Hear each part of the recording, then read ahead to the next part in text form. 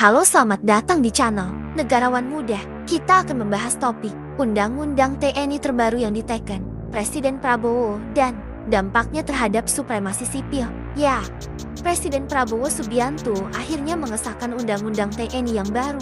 Tapi, apakah ini langkah maju untuk pertahanan negara atau justru langkah mundur bagi demokrasi? Mari kita mundur sebentar. Tahun ke-1998 reformasi meletus. TNI yang waktu itu masih gabung dengan Polri dalam ABRI dipaksa keluar dari politik praktis.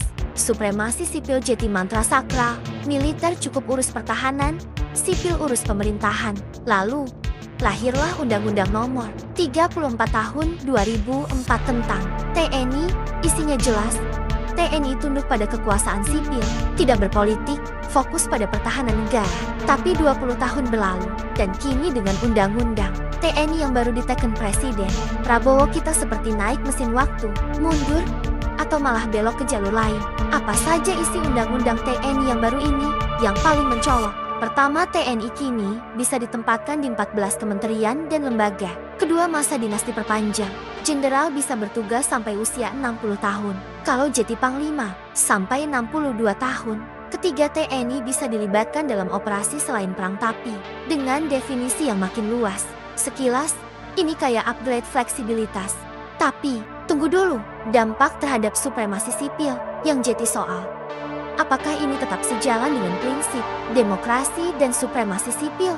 Banyak ahli bilang, ini langkah mundur. Riset dari CSIS dan kajian imparsial menyebut, pelibatan TNI di jabatan sipil itu membuka ruang duifungsi versi baru. Dulu ABRI masuk ke segala lini dari politik sampai bisnis. Sekarang, gak perlu nyalon jadi politisi. Cukup duduk di posisi strategis di dalam sistem. Lebih sunyi, lebih licin, pro dan kontra di masyarakat. Pemerintah bilang, kita butuh TNI yang adaptif. Apalagi ancaman makin kompleks dari siber, intelijen, sampai bencana alam. Tapi pengkritik balas, itu bisa ditangani lewat koordinasi sipil militer tanpa harus mengaburkan batas. Profesor Rias Rashid, ahli otonomi daerah, bilang, kalau militer mulai mengelola sektor sipil, demokrasi bisa jalan pincang. Dan jangan lupa, militer itu struktur komando, bukan demokratis.